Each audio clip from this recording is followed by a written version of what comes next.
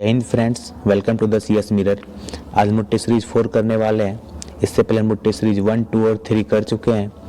अगर आप लोगों ने वो वीडियो नहीं देखा है तो आप उसे चैनल पर जा करके ज़रूर देख लें। और अगर आप लोग इस चैनल पर फर्स्ट टाइम विजिट कर रहे हैं तो चैनल को सब्सक्राइब कर लें, जिससे कि आने वाले वीडियो की नोटिफिकेशन आप तक सबसे पहले पहुँचे। तो चलिए स्टार्ट करते हैं। फर्स्ट नंबर क्वेश्चन है, एडवोकेट जनरल, जिसे हम लोग महाधिवक्ता भी कहते हैं, के पद का उल्लेख संविधान के कौन से अनुच्छेद में किया गया है? तो इसका सही आंसर हो जाएगा अनुच्छेद 165। तो महाधिवक्ता की नियुक्ति राज्य में राज्यपाल करता है। यह राज्य का एक सर्वोच्च विधि अधिकारी होता है। और अगर केंद्र में बात की जाए तो केंद्र में जो अनुच्छेद 76 के तहत एक महान्यायवादी की नियुक्ति होती है, जो कि राष्ट्रपति करते हैं, और ये राष्ट्रपति के प्रसाद पर्यंत पद धारण करता है। तो अभी महान्यायवादी कौन है? तो महान्यायवादी का नाम है आर वेंकटरमणी। इसके बाद नेक्स्ट क्वेश्चन है, लोकसभा का कार्यकाल कितनी बार 6 वर्ष का कर दिया गया था? तो इसका सही आंसर हो जाएगा 1 बार। तो लोकसभा कार्यकाल जो है 1 बार 6 वर्ष का कर दिया गया था। 42वां संविधान संशोधन द्वारा इसे जो है 5 वर्ष से बढ़ा करके 6 वर्ष कर दिया गया था, लेकिन वापस जो है 44वां संविधान संशोधन द्वारा इसे पुनः जो है 5 वर्ष कर दिया गया। नेक्स्ट क्वेश्चन है, सरकारिया आयोग का गठन किस विषय पर रिपोर्ट देने के लिए किया गया था? तो इसका सही आंसर हो जाएगा केंद्र राज्य संबंध। केंद्र राज्य संबंध पर जो सरकारी आयोग का गठन किया गया था, ये 1983 में इसका गठन किया गया था। और इसके अध्यक्ष कौन थे? तो इसके अध्यक्ष RS सरकारिया थे। तो और भी कुछ आयोग हैं जिनका संबंध केंद्र राज्य संबंध से है, तो आप वो याद रखेंगे, जैसे प्रशासनिक सुधार आयोग हो गया, राजमन्नार आयोग हो गया, भगवान सहाय समिति हो गया। तो इन सभी आयोगों का संबंध जो केंद्र राज्य संबंध से ही है, और ये सभी क्वेश्चन जो आपके एग्जाम में आते हैं। इसके बाद एक और है पुंछी आयोग, जो 2007 में आया था, इसका भी संबंध केंद्र राज्य संबंध से है। नेक्स्ट क्वेश्चन है, अल्पविकसित देशों में गरीबी का मुख्य कारण क्या है? तो इसका सही आंसर हो जाएगा बी नंबर, आय की असमानता। वर्तमान में जो है भारत में निर्धनता रेखा या गरीबी रेखा निर्धारण कौन करता है? तो नीति आयोग करता है। नेक्स्ट क्वेश्चन है, उद्योगों में प्रशिक्षण विद्यार्थियों को निःशुल्क अथवा कम कीमत पर पुस्तकें और स्टेशनरी उपलब्ध कराने जैसे आर्थिक कार्यक्रम सर्वप्रथम किस पंचवर्षीय योजना में प्रारंभ किए गए? तो इसका सही आंसर हो जाएगा 5वीं पंचवर्षीय योजना। 5वीं पंचवर्षीय योजना जो है 1974 से 1978 में आई थी। यह पंचवर्षीय योजना जो है सिर्फ 4 साल की थी, यह भी आप ध्यान में रखेंगे। और इसी पंचवर्षीय योजना में जो है काम के बदले अनाज कार्यक्रम स्टार्ट किया गया था, और इसी में जो है गरीबी तथा बेरोजगारी पर भी ध्यान दिया गया था। इसके बाद नेक्स्ट क्वेश्चन है, डैश की अवधि के दौरान खाद्यान्नों विशेषतः गेहूं के उत्पादन में बहुत वृद्धि हुई थी? तो इसका सही आंसर हो जाएगा डी नंबर 1966। 1966 में जो है गेहूं के उत्पादन में बहुत वृद्धि हुई थी। 1966 के बाद इसी समय जो हरित क्रांति का प्रारंभ किया गया था। हरित क्रांति का प्रभाव जो सर्वाधिक किस पर पड़ा था? तो इसका सर्वाधिक सकारात्मक प्रभाव जो गेहूं पर पड़ा था, जिसके कारण जो गेहूं में सर्वाधिक वृद्धि हुई थी। इसके बाद अगर आपसे पूछे कि हरित क्रांति किसके शासनकाल में आई थी, तो इसका सही आंसर हो जाएगा इंदिरा गांधी। और अगर विश्व में हरित क्रांति के जनक की बात की जाए तो वो कौन है? तो नॉर्मन बोरलॉग हैं। और अगर भारत में हरित क्रांति का जनक पूछा जाए तो MS स्वामीनाथन को माना जाता है। और अगर श्वेत क्रांति का जनक पूछा जाए, जिसे हम लोग ऑपरेशन फ्लड भी कहते हैं, जो 1970 में आया था, तो इसके जनक हो जाएंगे वर्गीज कुरियन। पद फोर्थ स्टेट संबंधित है किससे? तो इसका सही आंसर हो जाएगा प्रेस से। लोकतंत्र के 3 स्तंभ है, विधायिका, कार्यपालिका तथा न्यायपालिका, लेकिन अगर चौथे स्तंभ की बात की जाए तो उसे प्रेस को माना जाता है चौथा स्तंभ। प्रेस की स्वतंत्रता की अगर बात की जाए तो राइट टू स्पीक जो है हमारे आर्टिकल 19(1) में जो है, तो इसी में जो है प्रेस की स्वतंत्रता भी निहित है। इसके बाद नेक्स्ट क्वेश्चन है, निम्नलिखित में से किस कोटि के कामगारों को खेतीहर कहा जाता है? तो इसका सही आंसर हो जाएगा सी नंबर, जो दूसरों की जमीन पर खेती करते हो उसे खेतीहर कहा जाता है। IST यानी इंडियन स्टैंडर्ड टाइम और GMT में समय अंतराल कितना है? GMT मतलब ग्रीनविच मीन टाइम हो गया, तो इसके भी जो समय अंतराल है वो वो 5.5 घंटा का है। इंडियन स्टैंडर्ड टाइम जो है वो GMT से 5.5 घंटा आगे है। और अगर बात की जाए भारत में कहाँ स्थित है तो ये 82 डिग्री पूर्वी देशांतर पर स्थित है। और ये किन किन राज्यों से गुजरती है तो ये भी आप ध्यान में रखेंगे।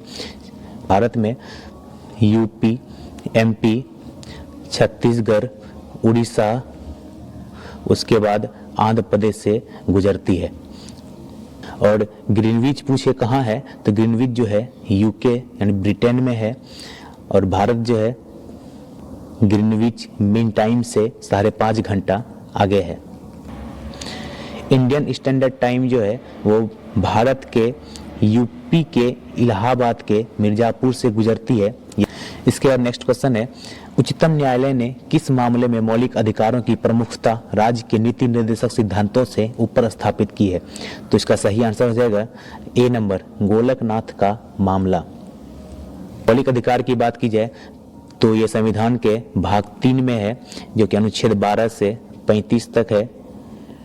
और अगर राज्य के नीति निर्देशक सिद्धांत की बात की जाए तो ये भाग 4 में है जो कि अनुच्छेद 36 से 51 तक है।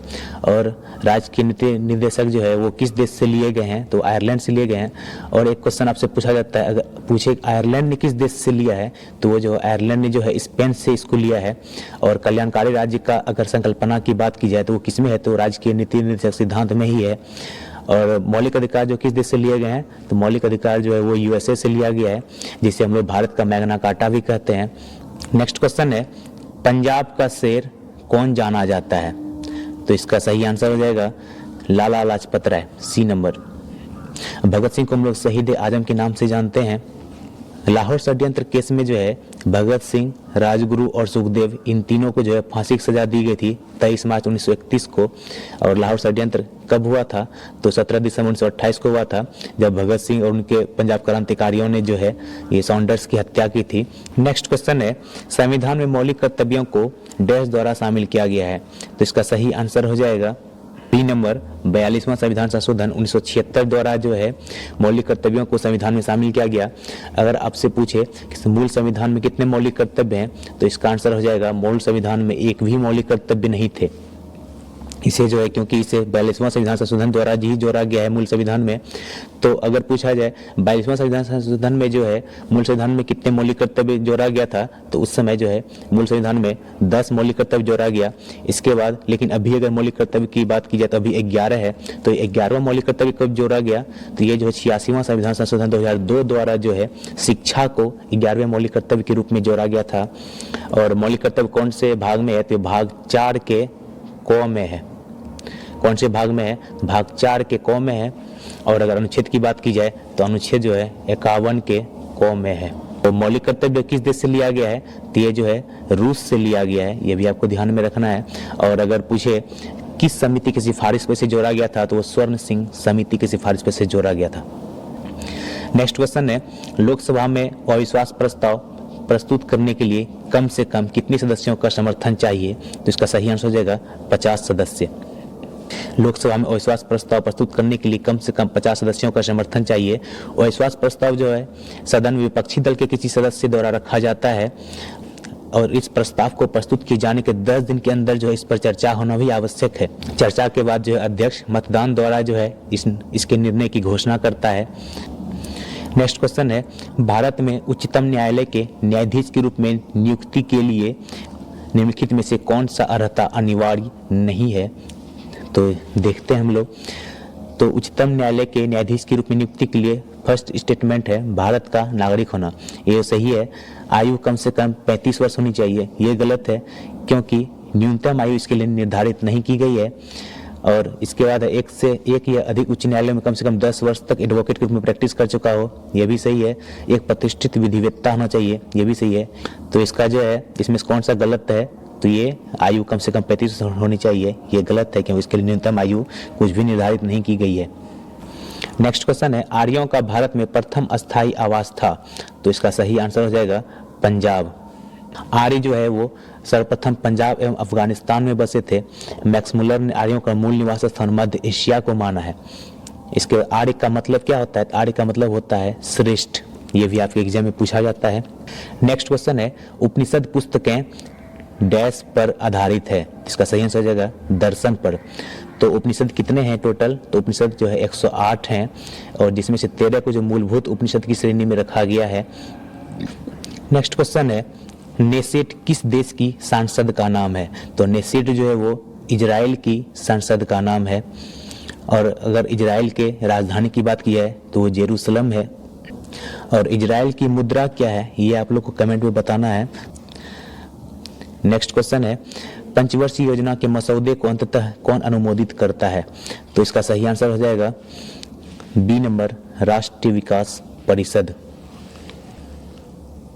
देखिए, अगर योजना आयोग की बात की जाए तो इसकी स्थापना जो है 15 मार्च 1950 को की गई थी, जिसे 15 अगस्त 2014 को नरेंद्र मोदी भारत के प्रधानमंत्री द्वारा समाप्त कर दी गई। इसके बाद जो इसके स्थान पर जो है 1 जनवरी 2015 को जो है नीति आयोग की स्थापना की गई। अगर आपसे पूछे नीति आयोग का अध्यक्ष कौन होता है तो वो प्रधानमंत्री होते हैं। और नीति आयोग के वर्तमान उपाध्यक्ष कौन है तो वो सुमन बेरी है, ये आपको ध्यान में रखना है। और नीति आयोग का प्रथम उपाध्यक्ष कौन था तो अरविंद पनगड़िया था। योजना आयोग के उप अध्यक्ष भी प्रधानमंत्री ही होते थे। इसके बाद नेक्स्ट क्वेश्चन है, कोई अर्थव्यवस्था टेक ऑफ अवस्था में होती है जब आर्थिक विकास प्रारंभ हो। नेक्स्ट क्वेश्चन है, ग्राम सभा के संदर्भ में निम्नलिखित में से कौन सा कथन असत्य है? तो इसमें देखते हैं, फर्स्ट नंबर स्टेटमेंट है, ग्राम पंचायत पूरे गांव के हित में निष्पक्ष रूप से काम कर सके, इसमें ग्राम सभा की महत्वपूर्ण भूमिका है। तो ये सही है।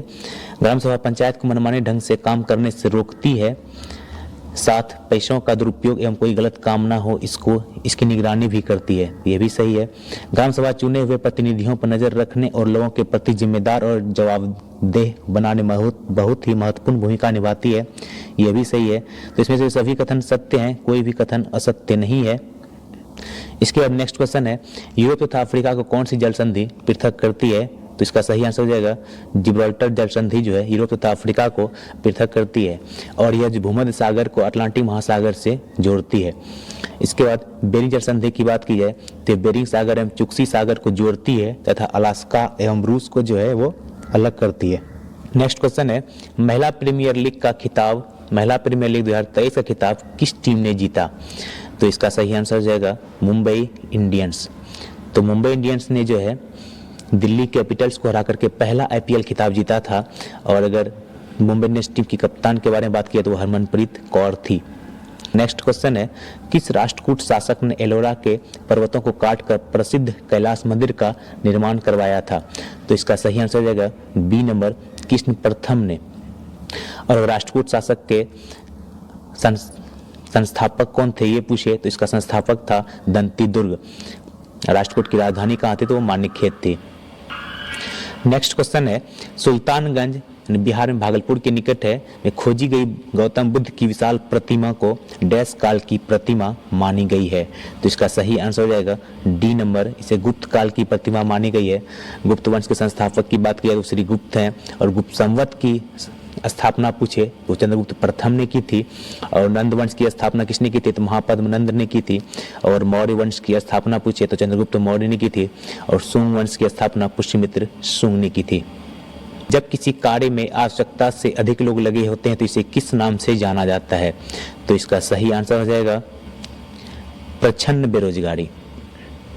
ये बेरोजगारी जो है वो कृषि क्षेत्र में ज्यादा देखने को मिलती है। इसे अदृश्य बेरोजगारी के नाम से भी जाना जाता है। इसमें अगर मौसमी बेरोजगारी की बात की जाए तो मौसमी बेरोजगारी वह है जिसमें श्रमिकों को किसी विशेष अवधि में कार्य मिलता है और बाद में कुछ समय के लिए उसे बैठना पड़ता है। इसे हम लोग मौसमी बेरोजगारी कहते हैं। इस मौसम के अनुसार जो है इसमें कार्य मिलता है तो इसे हम लोग मौसमी बेरोजगारी कहते हैं। रेणुकूट किस उद्योग के लिए प्रसिद्ध है? तो इसका सही आंसर हो जाएगा एल्युमिनियम के लिए। रेणुकूट कहाँ है? तो रेणुकूट जो उत्तर प्रदेश में स्थित है। और एल्युमिनियम के लिए कुछ कंपनी है वो आप लोग याद रखिएगा, जिसकी बाल्को, नाल्को, इंडाल्को, माल्को और वेदांता जो है भारत में एल्युमिनियम कंपनियां हैं। नेक्स्ट क्वेश्चन है, सिंधु घाटी सभ्यता से संबंधित स्थल लोथल कहाँ है? तो इसका सही आंसर हो जाएगा सी नंबर, लोथल कहाँ है? तो ये जो है गुजरात में है। से सिंधु घाटी सभ्यता के बारे में पूछे तो यह जो है आद्य ऐतिहासिक सभ्यता थी और इसे कांस्य युगीन सभ्यता भी कहते हैं। और सिंधु घाटी सभ्यता को नगरी सभ्यता भी कहते हैं। इसका अगर विस्तार पूछे तो ये त्रिभुजाकार इसका विस्तार था। और लोथल जो किस नदी किनारे स्थित है, तो ये जो है भोगवा नदी किनारे है, यह भी आपको ध्यान में रखना है। नेक्स्ट क्वेश्चन है, गुजरात में सैनिक सफलता प्राप्त करने वाला पहला मुगल शासक कौन था, तो इसका सही आंसर हो जाएगा हुमायूं। तो हुमायूं का कार्यकाल कितना से कितना था, तो हुमायूं का कार्यकाल जो है 1530 से 1556 था। इसके बाद अगर आपसे पूछे हुमायूंनामा की रचना किसने की थी, तो हुमायूंनामा की रचना गुलबदन बेगम ने की थी। और हुमायूं ने जो है दिन पनाह नामक एक नए नगर की भी स्थापना की थी। बाबर का पुत्र हुमायूं हो जाएगा, और हुमायूं का पुत्र अकबर, अकबर का पुत्र जहांगीर, जहांगीर का पुत्र शाहजहां, और शाहजहां का पुत्र जो है औरंगजेब हो जाएगा। हुमायूं ने अपने शासनकाल में टोटल 4 युद्ध लड़े थे। देव, चौकस आप लोग को एक ट्रिक बताए थे। देव से आप लोग याद रखिएगा, देवरा का युद्ध जो 1531 में हुआ था। चौ से जो है चौसा का युद्ध जो 1539 में हुआ था, और कौस से कन्नौज का युद्ध या बिलग्राम का युद्ध जो 1540 में हुआ था। इसके बाद 100 से सरहिंद का युद्ध जो 1555 में हुआ था।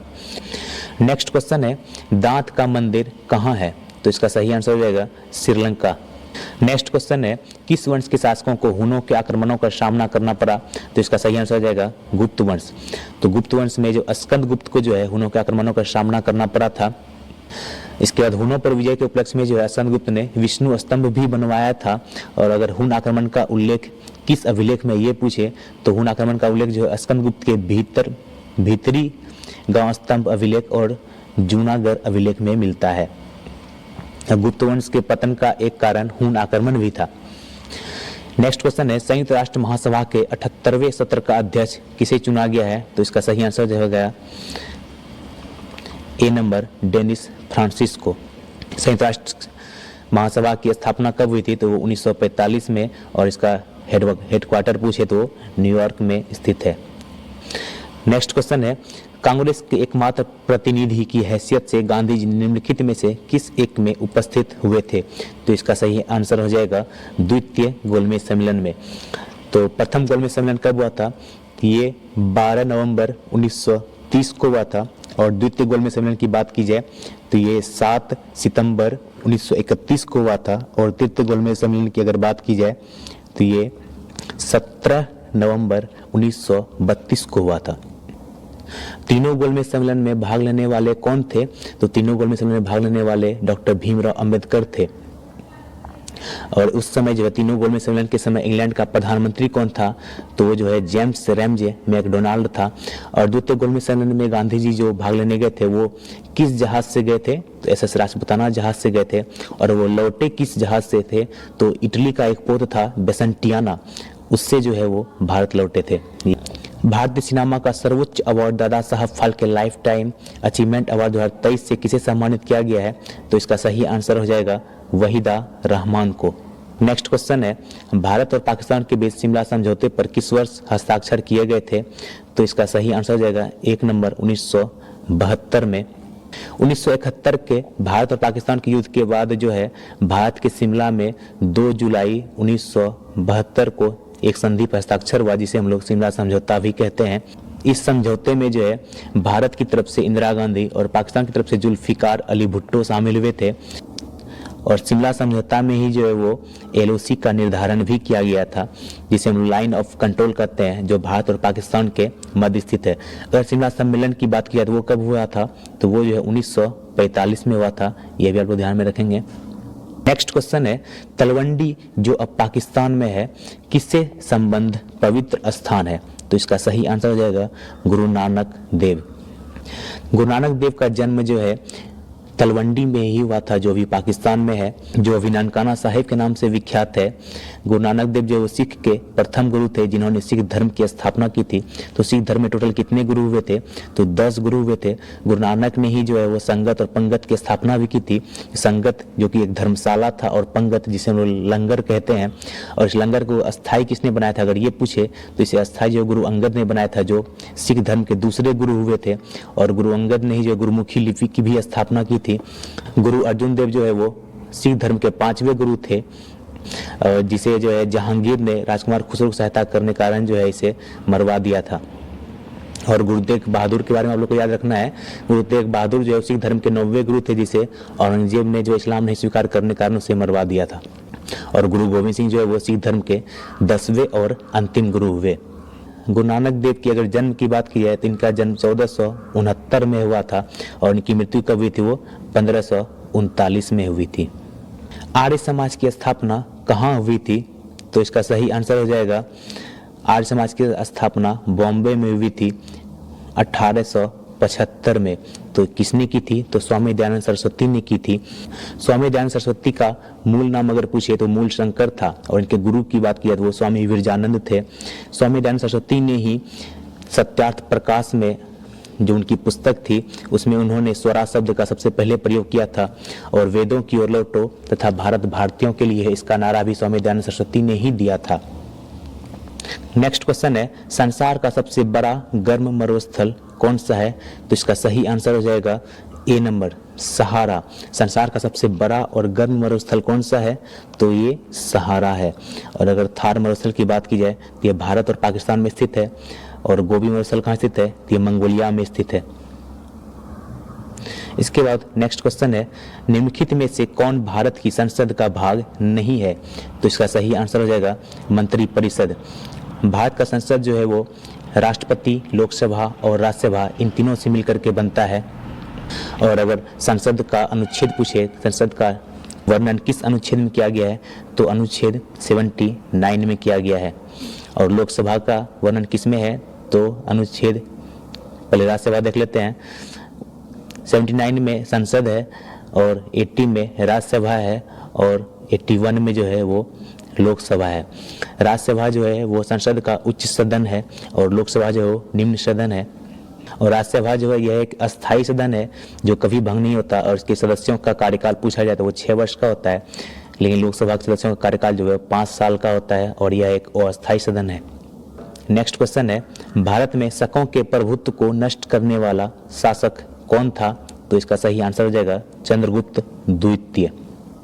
चंद्रगुप्त द्वितीय ने शकों पर विजय प्राप्त करने के उपलक्ष्य में जो है चांदी के सिक्के भी चलाए थे, और इन्होंने शकों को हराने के बाद विक्रमादित्य की उपाधि भी धारण की थी। और दिल्ली में एक मेहरौली लौह स्तंभ है, और उसका निर्माण पूछे तो वो उसका निर्माण करता है जो चंद्रगुप्त द्वितीय को ही माना जाता है। इसके बाद नेक्स्ट क्वेश्चन है, सर्वाधिक महत्वपूर्ण ब्राह्मण ग्रंथ कौन सा है, तो इसका सही आंसर हो जाएगा शतपथ ब्राह्मण ग्रंथ। ऋग्वेद के बाद जो है वैदिक साहित्य में शतपथ ब्राह्मण का ही स्थान माना जाता है। शतपथ ब्राह्मण में ही जो है स्त्री को पुरुष की अर्धांगिनी भी कहा गया है। नेक्स्ट क्वेश्चन है, सूरत में अंग्रेजों को फैक्ट्री खोलने की आज्ञा देने के लिए फरमान जारी करने वाला पहला मुगल सम्राट कौन था, तो इसका सही आंसर हो जाएगा जहांगीर। अंग्रेजों ने अपनी कोठी जो सबसे पहले सूरत में स्थापित करनी चाहिए थी, लेकिन मुगल सम्राट ने उस पर रोक लगा दी, और इसके बाद इन्होंने 1611 में जो मछलीपट्टनम में अपनी पहली फैक्ट्री स्थापित की, जो कि अस्थायी कोठी थी। और अगर अस्थायी कोठी की बात की जाए तो वो 1613 में जो है पुनः सूरत में खोली गई। और अगर भारत के पूर्वी तट पर पूछा जाए अंग्रेजों की कौन सी कोठी थी, तो भारत के पूर्वी तट पर जो है मछलीपट्टनम आंध्र प्रदेश में खोली गई थी। और भारत के पश्चिमी तट पर बात की जाए तो सूरत जो है भारत के पश्चिमी तट पर स्थित थी, गुजरात में। मुगल दरबार में आने वाला प्रथम अंग्रेज कौन था, तो कैप्टन हॉकिंस था, जो 1609 में जो है जहांगीर के समय में आया था। और इसके बाद जो है सर टॉमस रो 1615 में जो है जहांगीर के दरबार में आया था। और जहांगीर के शासनकाल की बात की जाए तो 1605 से 1627 ईस्वी तक था। नेक्स्ट क्वेश्चन है, स्वर्ण ट्रांस रिजर्व ट्रांस निर्दिष्ट करता है, तो ये इसका आंसर हो जाएगा सी नंबर, IMF द्वारा इसके सदस्यों को प्रदत्त एक साख प्रणाली को। तो IMF की स्थापना कब हुई थी, तो 1945 में, और इसका हेडक्वार्टर कहाँ है, तो वो वाशिंगटन DC अमेरिका में स्थित है। नेक्स्ट क्वेश्चन है, 23 मई 2023 को त्रिपुरा पर्यटन विभाग ने किसे अपना ब्रांड एम्बेसडर बनाया है, तो इसका सही आंसर हो जाएगा सौरभ गांगुली। सौरभ गांगुली को बंधन बैंक और त्रिपुरा पर्यटन द्वारा ब्रांड एम्बेसडर बनाया गया है। और सचिन तेंदुलकर की बात की जाए तो इसे चुनाव आयोग ने राष्ट्रीय आइकन नियुक्त किया है। और आयुष्मान खुराना को जो है यूनिसेफ इंडिया ने ब्रांड एम्बेसडर बनाया है। और संजय दत्त को जो है अरुणाचल प्रदेश द्वारा ब्रांड एम्बेसडर बनाया गया है। नेक्स्ट क्वेश्चन है, भारतीय रिजर्व बैंक के आधिकारिक चिन्ह में क्या शामिल है, तो इसका सही आंसर हो जाएगा ताड़ का वृक्ष। भारतीय रिजर्व बैंक की स्थापना के बारे में बात की जाए तो 1 अप्रैल 1935 को इसकी स्थापना हुई थी। इसका राष्ट्रीयकरण कब किया गया? तो 1 जनवरी 1949 को जो है इसका राष्ट्रीयकरण किया गया था। आरबीआई का लेखा वर्ष कब से कब तक होता है? तो 1 अप्रैल से 31 मार्च तक होता है। इसके बाद नेक्स्ट क्वेश्चन है, अंतर्राष्ट्रीय वन दिवस 2023 में फॉरेस्ट एंड हेल्थ थीम के साथ कब मनाया गया? तो इसका सही आंसर हो जाएगा ए नंबर। 21 मार्च को जो है अंतर्राष्ट्रीय वन दिवस मनाया गया था। इसका थीम था फॉरेस्ट एंड हेल्थ। 7 अप्रैल को कौन सा दिवस मनाया जाता है? तो 7 अप्रैल को विश्व स्वास्थ्य दिवस मनाया जाता है। और 5 दिसंबर को अगर बात की जाए तो विश्व मृदा दिवस मनाया जाता है। और 16 सितंबर को जो है वो विश्व ओजोन दिवस मनाया जाता है। मई 2023 में भारत सरकार ने किस देश में शीतवेव बंदरगाह के संचालन का अधिकार प्राप्त किया है? तो इसका सही आंसर हो जाएगा डी नंबर, म्यांमार में। नेक्स्ट क्वेश्चन है, भारत संविधान के अनुच्छेद 123 के तहत अध्यादेशों की घोषणा करने की शक्ति निम्नलिखित में से किसके पास होती है? तो इसका सही आंसर हो जाएगा भारत के राष्ट्रपति। भारत के राष्ट्रपति के पास अनुच्छेद 123 के तहत अध्यादेश की घोषणा करने की शक्ति है। और राज्यपाल के बारे में बात की है तो राज्यपाल को अनुच्छेद 213 के तहत अध्यादेश जारी करने की शक्ति है। इसके बाद नेक्स्ट क्वेश्चन है, दक्षिण अमेरिका महादेश के देश वेनेजुएला की राजधानी कहाँ है? तो वेनेजुएला की राजधानी जो है वो कराकस है। और लीमा जो किसकी राजधानी है? तो लीमा जो है वो पेरू देश की राजधानी है। और क्विटो किस देश की राजधानी है? तो क्विटो जो इक्वाडोर की राजधानी है। और जॉर्ज टाउन की बात की जाती है, गुयाना देश की राजधानी है। मार्च 2023 में भारतीय मूल के किस रोबोटिक इंजीनियर को नासा के मून टू मार्स प्रोग्राम के प्रमुख के रूप में नियुक्त किया गया है? तो इसका सही आंसर जाएगा अमित क्षत्रिय। नेक्स्ट क्वेश्चन है, जम्मू कश्मीर और लद्दाख 2 केंद्र शासित राज्य कब बने थे? तो इसका सही आंसर हो जाएगा 31 अक्टूबर 2019 को। तो जम्मू कश्मीर पुनर्गठन अधिनियम 2019 जो है वो राज्यसभा में 5 अगस्त को पारित हुआ था। और उसके बाद 6 अगस्त को ये लोकसभा में पारित हुआ। इसके बाद 9 अगस्त को राष्ट्रपति द्वारा इस पर हस्ताक्षर किया गया और 31 अक्टूबर 2019 को जो है ये लागू हो गया था। नेक्स्ट क्वेश्चन है, जो पदार्थ जल के संपर्क में आने पर तत्काल कोलाइड विलयन बना लेता है उसे क्या कहते हैं? तो उसे जो हम लोग जलरागी कोलाइड कहते हैं। तो दूध, गोंद, रक्त, स्याही ये सभी जो है कोलाइड विलयन के उदाहरण है। नेक्स्ट क्वेश्चन है, स्वतंत्र गति के लिए किसी वस्तु पर कोई बल लगाया गया, यदि बल का परिमाण तथा वस्तु का द्रव्यमान ज्ञात हो तो न्यूटन के दूसरे नियम की सहायता से हम क्या ज्ञात कर सकते हैं? तो बल न्यूटन के दूसरे नियम की सहायता से हम जो बल का व्यंजक प्राप्त करते हैं जो कि होता है F बराबर ma। तो यहाँ पर जो क्वेश्चन में जो है F दिया हुआ है और m भी दिया हुआ है। इससे हम लोग जो है a निकाल सकते हैं। a मतलब त्वरण निकाल सकते हैं। तो इसका सही आंसर हो जाएगा वस्तु का त्वरण ज्ञात कर सकते हैं। त्वरण के SI मात्रक की बात की जाए तो मीटर पर सेकेंड स्क्वायर होता है। और बल के SI मात्रक की बात की जाए तो वो न्यूटन होता है। अगर CGS पद्धति में इसका SI मात्रक पूछे तो वो जो है डाइन हो जाएगा। 1 न्यूटन बराबर 10⁵ डाइन होता है। और अगर द्रव्यमान के SI मात्रक की बात की जाए तो वो जो है kg होता है। और न्यूटन के प्रथम नियम से हम लोग जो है बल की परिभाषा ज्ञात करते हैं। न्यूटन के प्रथम नियम को ही जो हम लोग गैलीलियो या जड़त्व का नियम भी कहते हैं। नेक्स्ट क्वेश्चन है, अबिंदुकता का दोष दूर करने के लिए निम्नलिखित में से किस लेंस का प्रयोग करना चाहिए? इसका सही आंसर होगा सिलेंडरी लेंस, जिसे हम लोग बेलनाकार लेंस भी कहते हैं। और अवतल लेंस का यूज किया जाता है निकट दृष्टि दोष को दूर करने के लिए। उत्तल लेंस का यूज किया जाता है दूर दृष्टि दोष को दूर करने के लिए। और द्विफोक्सी लेंस का यूज किया जाता है जरा दृष्टि दोष को दूर करने के लिए, जिसे हम लोग प्रेसबायोपिया भी कहते हैं। एक दूसरे से d दूरी पर स्थित m और m द्रव्यमान वाली 2 वस्तुओं के बीच लगने वाला आकर्षण बल डैश के बीच कर्मानुपाती होते हैं। तो हम लोग को पता न्यूटन का गुरुत्वाकर्षण नियम बराबर जो F बराबर होता है G × m1 m2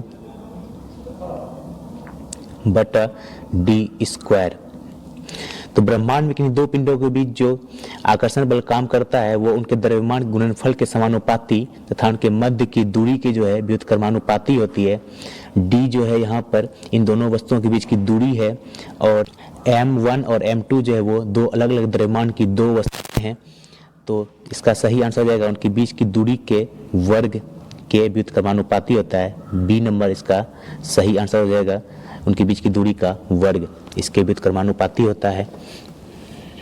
पहले ताप यानिक बल्ब का आविष्कार किसने किया था? तो इसका सही आंसर हो जाएगा थॉमस एडिसन। नेक्स्ट क्वेश्चन है दांतों के अध्ययन से संबंधित विज्ञान क्या कहलाता है? तो इसे ओडोंटोलॉजी कहते हैं। ऑर्निथोलॉजी किसे कहते हैं? तो ये पक्षियों के अध्ययन से संबंधित है। नेक्स्ट क्वेश्चन है फॉर्मेल्डिहाइड और पोटेशियम हाइड्रोक्साइड को गर्म करने पर हम क्या पाते हैं? तो इसका सही आंसर हो जाएगा डी नंबर, एथिल फॉर्मेट।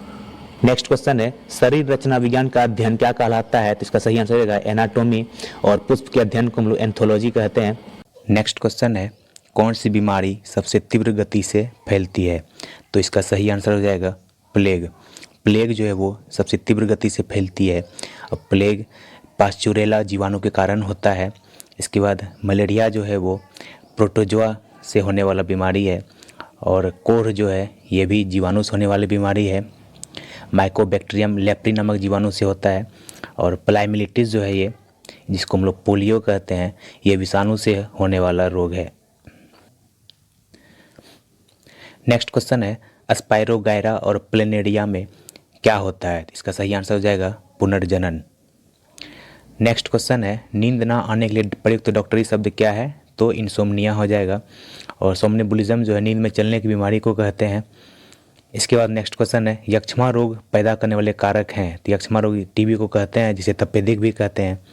तो इसका सही आंसर हो जाएगा माइकोबैक्टीरियम ट्यूबरकुलोसिस जीवाणु के कारण जो यक्ष्मा रोग होता है। नेक्स्ट क्वेश्चन है आहार नाल के किस भाग में प्रोटीन्स का एमिनो अम्लों में निम्नीकरण होता है? तो इसका सही आंसर हो जाएगा छोटी आंत। नेक्स्ट क्वेश्चन है रुधिर कैंसर का दूसरा नाम क्या है? तो ल्यूकीमिया हो जाएगा, और एनीमिया जो होता है खून की कमी से होने वाली बीमारी को एनीमिया कहते हैं। नेक्स्ट क्वेश्चन है चॉकलेट स्वास्थ्य के लिए हानिकारक हो सकते हैं क्योंकि उनमें डैश की मात्रा अधिक होती है? इसका सही आंसर हो जाएगा निकेल। इसके बाद है अतिचालक वे तत्व हैं जिनका प्रतिरोध बहुत न्यून तापमान पर लगभग शून्य हो जाता है? इसका आंसर बी नंबर हो जाएगा।